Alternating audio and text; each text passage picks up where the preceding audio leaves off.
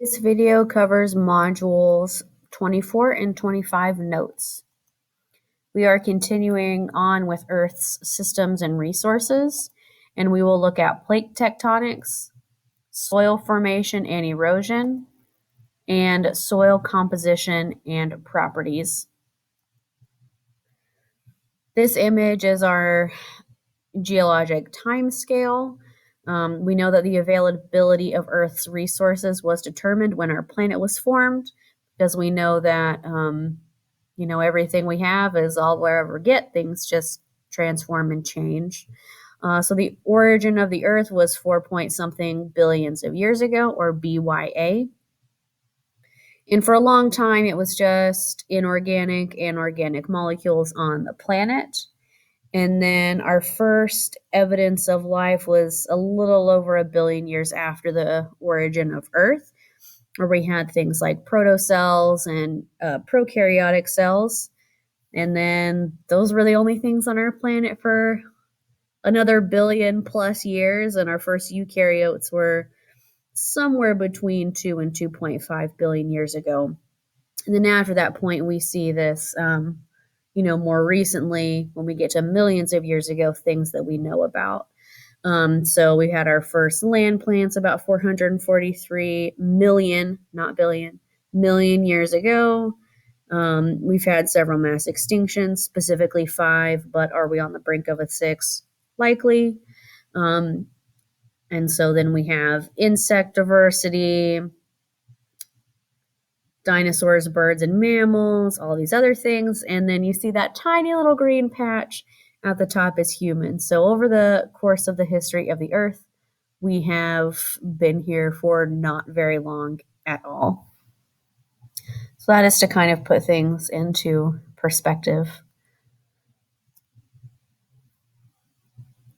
So let's talk about the formation and structure of the Earth first, and then we'll get into soil properties and characteristics. Nearly all elements on Earth are as old as the Earth. We know that the Earth formed about 4.6 billion years ago. And for a while, the Earth was a hot molten sphere of seemingly nothingness. As the molten material cooled, elements separated out according to mass. So the heavy elements like iron sank towards the center, and the lighter elements like silica came towards the surface. And then some of the gaseous materials left and are now part of our atmosphere. And like I said, everything we have on our planet now was there then, and we will get nothing else unless we have an input of matter from something from space. I'm not sure if I hope for that or not.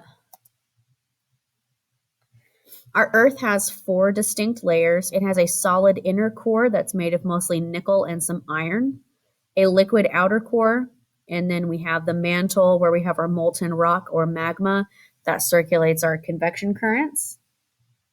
And then the crust is the outer layer. You can see it is outside. Hot spots on Earth are places where molten material from the mantle reaches the lithosphere, which will be important in a little while. So to the right, you can see the 4 distinct layers from the inside out. The mantle we have the mantle, and then we have the asthenosphere and the solid upper mantle, and that part plus the crust is what we call the lithosphere. Moving on to plate tectonics. The theory of plate tectonics says that the lithosphere is divided into plates which are in constant motion. Oceanic plates are beneath oceans. They are dense and rich in iron. Continental plates are less dense, so they will rise above the oceanic plates, and they contain more silicon dioxide. Plate movements are driven by the convection cells in the mantle.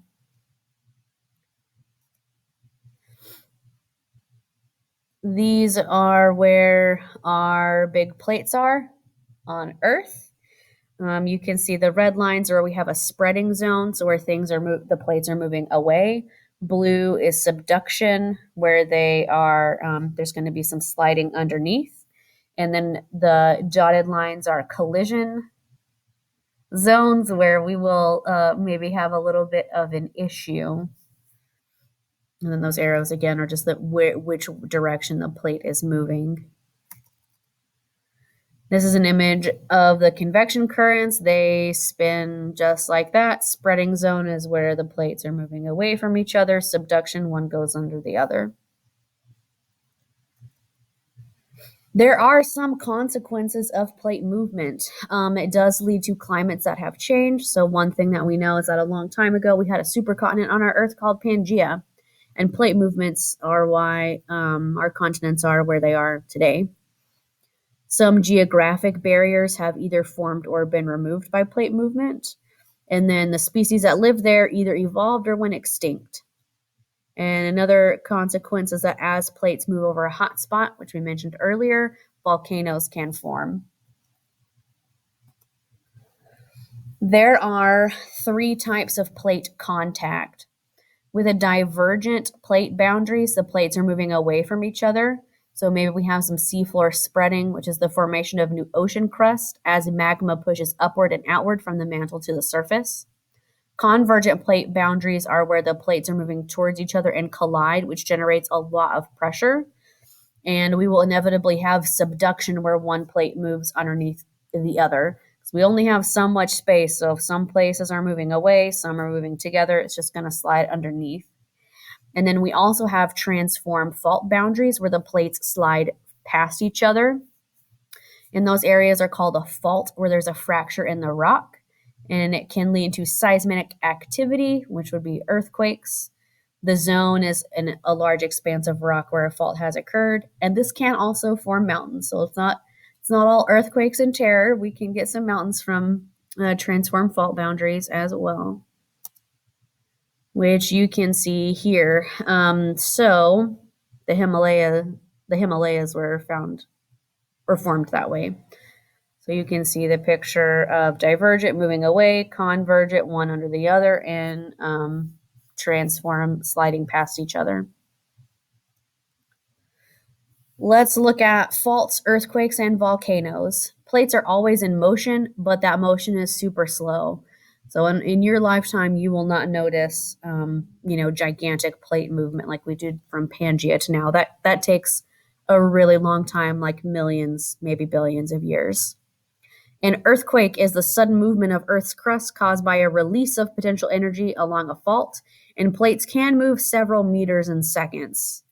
But again, unless you're like right there, maybe you wouldn't notice that. The epicenter is the exact point on the surface directly above the location of the earthquake, and we use the Richter scale to measure ground movement during an earthquake. And then with volcanoes, most of them will be found along faults and or over hotspots. So that's what we see here. We have quite a bit of faults in that ring of fire. Maybe we'll lose California one day, hopefully not, but there is quite a big fault there. So you can also see where the hot spots are in volcanoes and how close those are around where the plates are. The rock cycle is the constant formation, alteration, and destruction of rock material that results from tectonics, weathering, and erosion. There are 3 types of rock. Igneous rock is formed from magma. Sedimentary rock forms when sediments are compressed. And metamorphic rock forms when any rock type is exposed to high temperatures and pressures. So this is a diagram of the rock cycle. Any rock can become any other type of rock at some point. So when sedimentary rocks or igneous rocks are, given lots of heat and pressure, they form metamorphic. And then we can have some melting and then cooling back to igneous rock. Lots of things can happen there. So that is the rock cycle. Weathering and erosion contribute to the recycling of elements. As we know, there are 2 types of weathering, physical and chemical. Physical weathering is the mechanical breakdown, maybe by wind or by water. And chemical weathering is the breakdown by chemical reactions, which could be by acid rain or by lichens. It's not, chemical weathering is needed. Acid rain caused by humans is really the problem. But we do need chemical weathering of rocks to move things around on our planet, like important minerals and things. Erosion is the physical removal of rock fragments from an ecosystem, and that could be by wind, water, ice, or living organisms. How does this even relate to soil? Soil connects the rock cycle and the biosphere. It is awesome. It is used as a medium for plant growth. It is the primary filter of water. It is the habitat for lots of cool organisms, and it does help filter chemical compounds, which are all very important things for not just humans, but all organisms to be able to live on our planet. Soil is formed over hundreds to thousands of years. It is the result of physical and chemical weathering of rocks and accumulation of detritus from the biosphere. And if we know what the parent rock type is, we can determine some of the soil properties by knowing that, how long it's been forming, and what kind of biotic and abiotic components are there. So you can see from this image, immature soil, super rocky, and then it looks more dirt-like and less rock-like as time goes on. But again, that can take hundreds to thousands of years. Some things to consider with soil formation is the parent material, or what kind of rock is being broken down to form that soil, what climate it is in. We know that it's harder to form good quality soil in colder climates, and that for warmer climates, that's a little bit easier, so we tend to later have more vegetation. The topography of the area can be an issue. Areas that have a steep incline or slope are more subject to erosion, so that can be a problem for the quality of soil as well. The types of organisms that live there can make it more fertile, less fertile, etc. And then we also need to think about soil degradation, where we lose some or all of the soil's ability to support plant growth.